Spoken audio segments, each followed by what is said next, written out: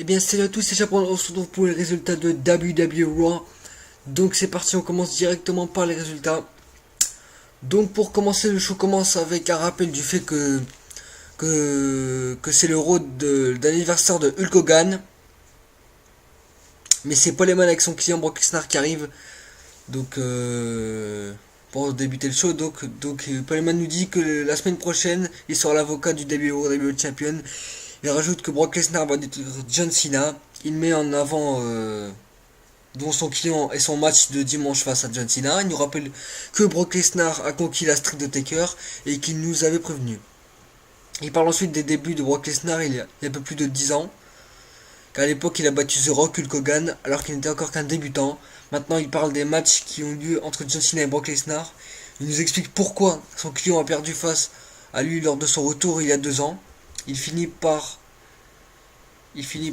qu'ici c'est la maison de Brock Lesnar et qu'il va emmener manger son client et qu'après ça il rentre à la maison et que tout le monde devra avoir peur de Brock Lesnar.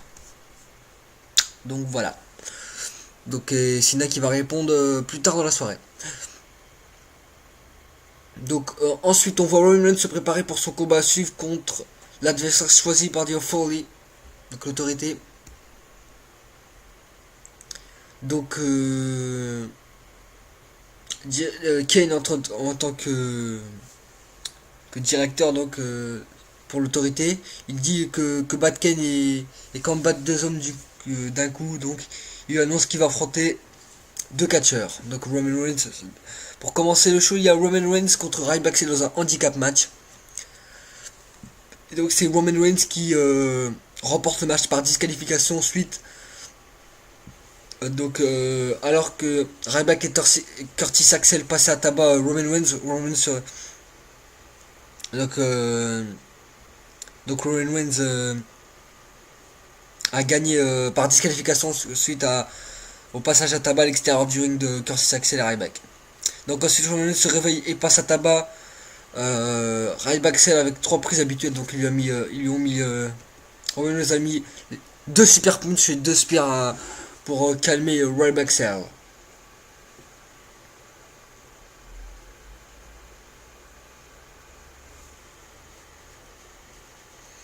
Donc ensuite il y a Dean Ambrose qui arrive sur le ring pour l'interview la personne. Donc Ronan lui demande s'il est prêt pour son combat à SummerSlam contre Randy Orton. Attendez, c'est Roman Reigns ça. Alors oui, Ronan Young demande s'il est prêt pour son combat contre Randy. Oui, c'était Roman Reigns. Donc très mauvaise promo de Roman Reigns qui dit qu'il est prêt et que Randy Orton n'est pas une vipère mais juste un verre. Donc Roman Reigns qui a été acclamé par la foule. Donc voilà. Ensuite Orton et Kane se croisent en backstage. Celui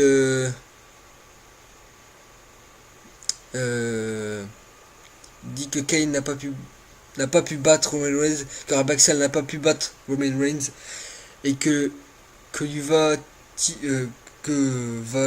lui arriver à SummerSlam. Kane lui répond que c'est bien mais que ce soir il va affronter Sheamus. Donc ensuite il y a Seth Rollins contre Rob Van Dam. Donc c'est Seth Rollins qui remporte le match. Donc en retournant dans les backstage, Seth Rollins repère avant de retourner dans les backstage sur la rampe, il y avait des cadeaux pour Hulk Hogan. Donc Seth Rollins repère un cadeau géant suspect. Donc il s'en approche et boum, Dean Ambrose sort donc c'était Dean Ambrose dans le cadeau. Donc il sort de cadeau et attaque Seth Rollins. Donc ensuite Seth Rollins fuit. Ensuite Stephanie McMahon arrive dans le ring pour une discussion entre Stephanie McMahon et Brie Bella. Donc elle fait venir la kiné de Daniel Bryan pour qu'elle vienne nous dire quelque chose. Elle dit qu'elle est une amie avec le couple, que blablabla, couple d'amis. Et qu'elle ne peut être son kiné parce qu'elle couche avec Daniel Bryan. Donc voilà. Soit c'est vrai, soit c'est faux.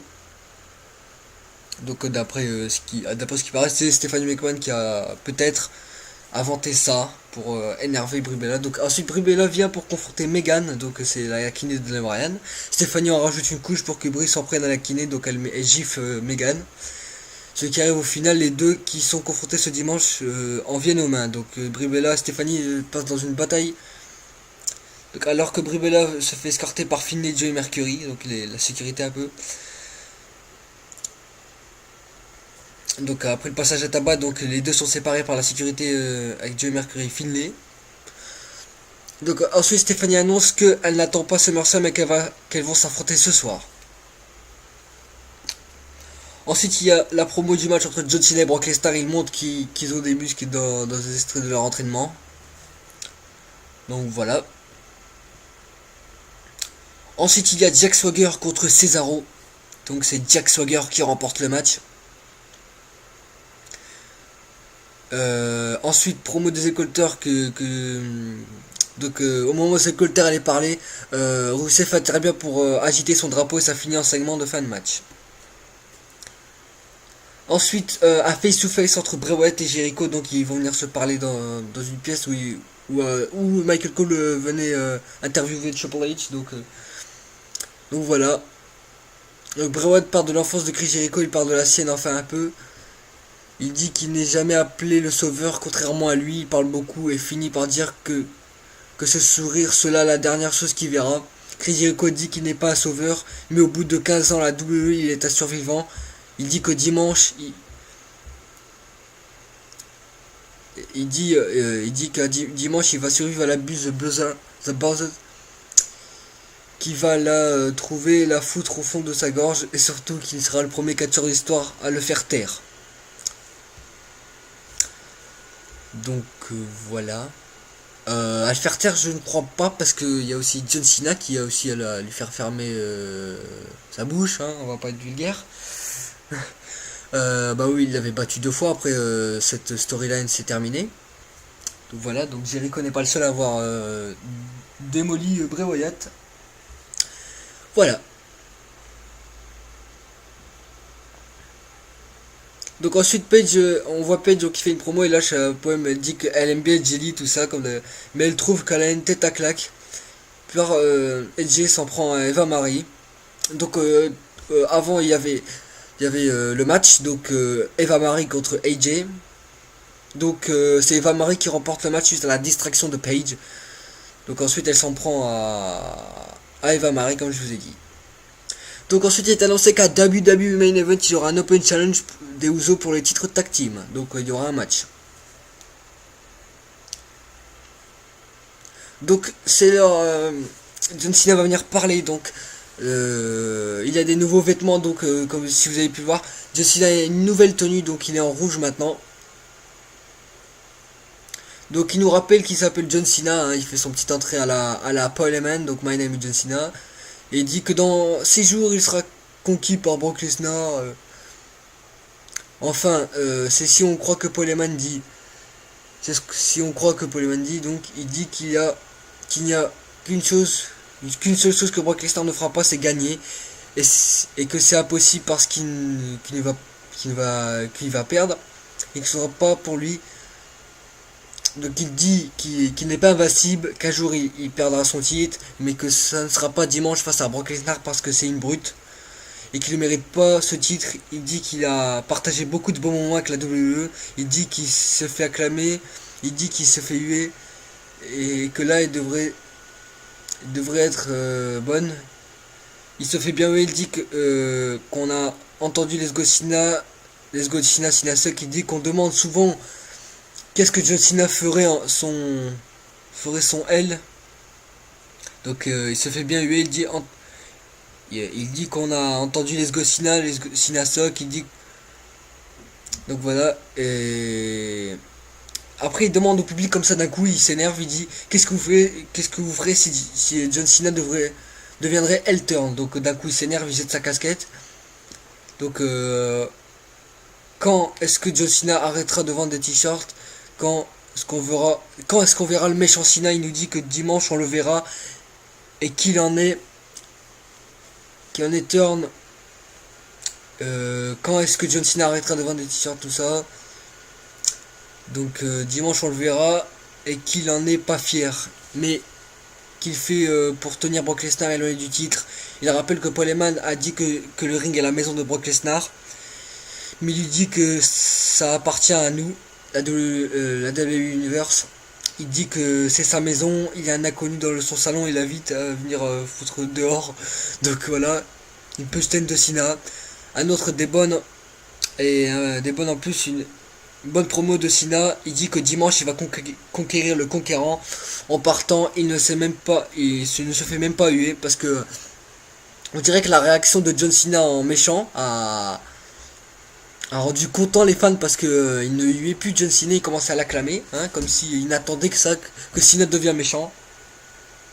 Ah c'est bon, Cena a pété un plomb hier soir, bon, a pété un plomb à cause de Brock Lesnar, hein, sinon voilà, il ne serait pas comme ça. Donc voilà. Ensuite il y a Brie Bella contre Stephanie McMahon quand ça avait été annoncé, mais Stephanie McMahon arrive pour annoncer que le match n'aura pas lieu ce soir parce que Megan, la kiné de Rowan, porte plainte contre Brie pour l'avoir giflé plus tôt de la soirée. Et Brie Bella se fait arrêter par la police et se fait embarquer. Ensuite, il y a Heath Slater contre Dolph Ziggler. Donc,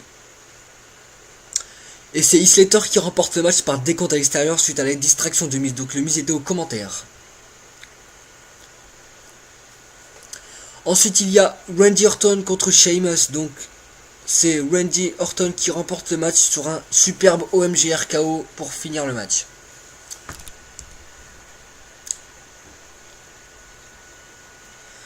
Ensuite, c'est l'heure de l'anniversaire, de la fête de l'anniversaire de Hulk Hogan. Donc, tout le roster est là pour fêter la fête du Hulkamania.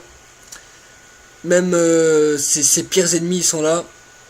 Donc il y a Menjin Okerlund, Jimmy Hart sont sur le ring pour animer la soirée. Hulk Hogan les rejoint. Petite vidéo sur sa vie et la carrière du Hulkster. Hulk Hogan dit que c'est la première, donc qu'il ne trouve pas les mots. Il fait son speech habituel. Hein. Ils font des blagues sur le WWE Network et les 9,99$, un discours sur les fans. Ensuite c'est Ric Flair qui fait son arrivée. Paul Orndorff, désolé. Roddy Piper, Kevin Nash, Scott Hall, donc sur le thème de la NWO.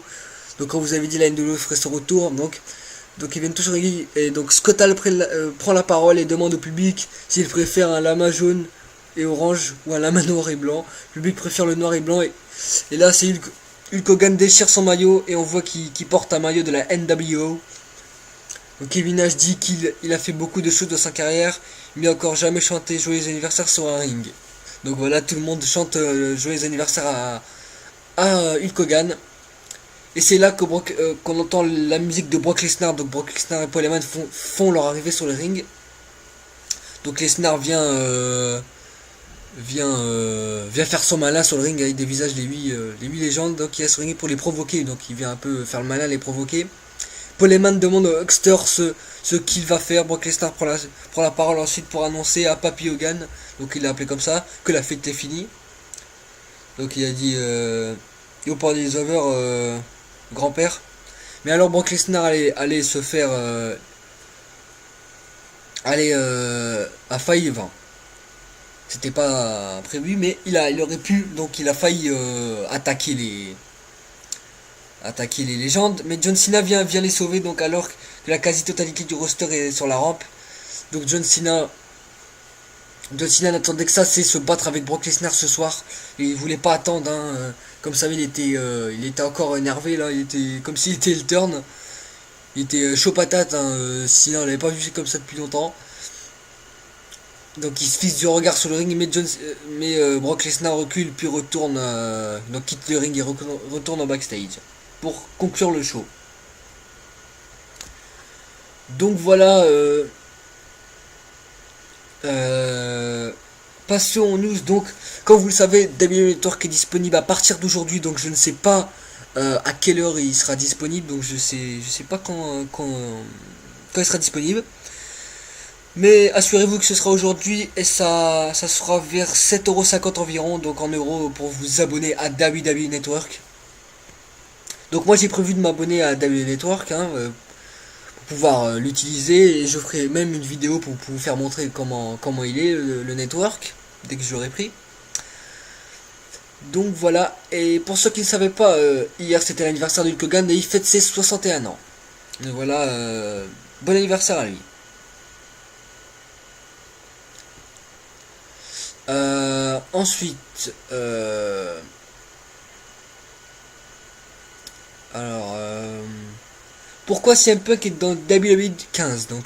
Alors pour celles et ceux qui verraient, qui viennent de voir l'ajout de CM Punk ou un éventuel retour à la WWE, sachez que c'est raté. Là, ça n'a strictement rien à voir avec ça. Le roster et la rivalité signée à Punk que vous pourrez jouer dans le mode Showcase, 2K Showcase, avait été décidé il y a de ça un an, bien que CM Punk avait décidé de partir de la WWE, donc forcément il y est.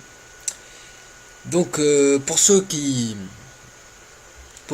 avaient peur que CM Punk serait pas dans le jeu, donc ça avait été décidé déjà depuis l'année dernière que 2K allait mettre CM Punk dans le jeu. Hein. Donc voilà. Il est bien évident qu'il n'était pas question de retirer ou de modifier cette rivalité. C'était trop tard, il aurait fallu apporter trop de changements. Et en cas il est question d'un nouveau contrat avec la WWE, et de toute façon Punk et la fédération n'ont pas plus de communication que ces dernières semaines. Donc voilà, je crois que c'est tout pour l'instant. Hein, déjà nous avons une grosse fin de semaine avec un vendredi, le dernier show avant SummerSlam, donc SmackDown. Et ensuite samedi, donc le roster qui sera révélé. Pour avoir les superstars et tout ça. Donc moi je suis impatient de voir le roster. Hein. Donc en parlant de thriller, donc moi dans la vidéo, donc on n'a pas eu de thriller de K15 hein, hier soir. Donc je crois pas qu'on l'aura. Bon, il reste encore 6 jours, hein, j'espère qu'on l'aura avant. Donc ce serait un peu bizarre de pas avoir de thriller alors qu'ils sortent le roster, donc ils dévoilent le roster, donc ce serait un peu bizarre. Donc voilà, donc bon là j'ai parlé beaucoup, moi la vidéo, j'ai 17 minutes déjà la vidéo, j'ai parlé beaucoup. Donc on va essayer de pas dépasser 20 minutes, hein, pour pas que ça soit trop longtemps. Donc voilà, c'est tout je crois. Bon, on se retrouve vendredi donc pour les résultats de SmackDown, samedi pour vous annoncer le roster sur ma chaîne YouTube, je ferai une vidéo.